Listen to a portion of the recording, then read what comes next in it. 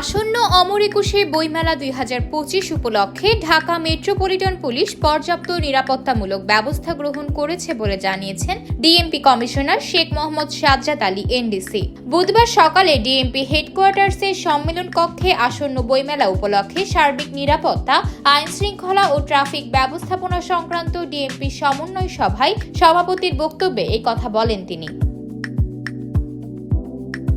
সমন্বয় সভায় সকলকে স্বাগত জানিয়ে সভাপতির বক্তব্যে ডিএমপি কমিশনার বলেন, প্রতি বছরই অমর একুশে বইমেলার আয়োজন করে বাংলা একাডেমি কর্তৃপক্ষ। ফেব্রুয়ারি-মার্চ জুড়ে বাংলা একাডেমি ও সোহরাওয়ার্দী উদ্যান প্রাঙ্গণে চলবে অমর একুশে বইমেলা। এই বইমেলাকে ঘিরেই ঢাকা মেট্রোপলিটন পুলিশ পর্যাপ্ত নিরাপত্তামূলক ব্যবস্থা গ্রহণ করেছে।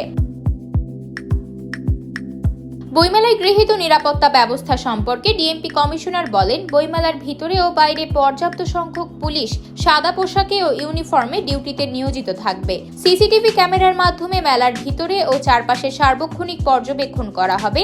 নিশ্চিত নিরাপত্তা প্রদানে থাকবে ওয়াচ টাওয়ার, ফায়ার টেন্ডার, থাকবে প্রাথমিক চিকিৎসার পর্যাপ্ত ব্যবস্থা।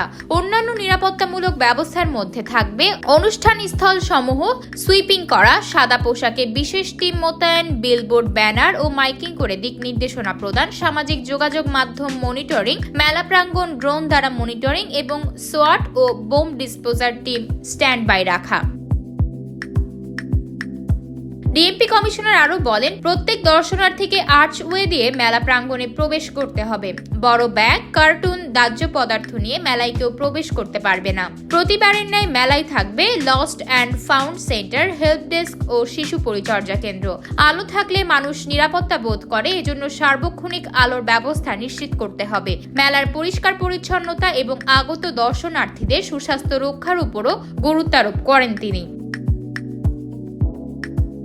সর্বোপরি সকলের সহযোগিতা ও সমন্বয়ে একটি সুশৃঙ্খল পরিবেশে এবারের বইমেলা সম্পূর্ণ হবে বলে আশাবাদ ব্যক্ত করেন ডিএমপি কমিশনার।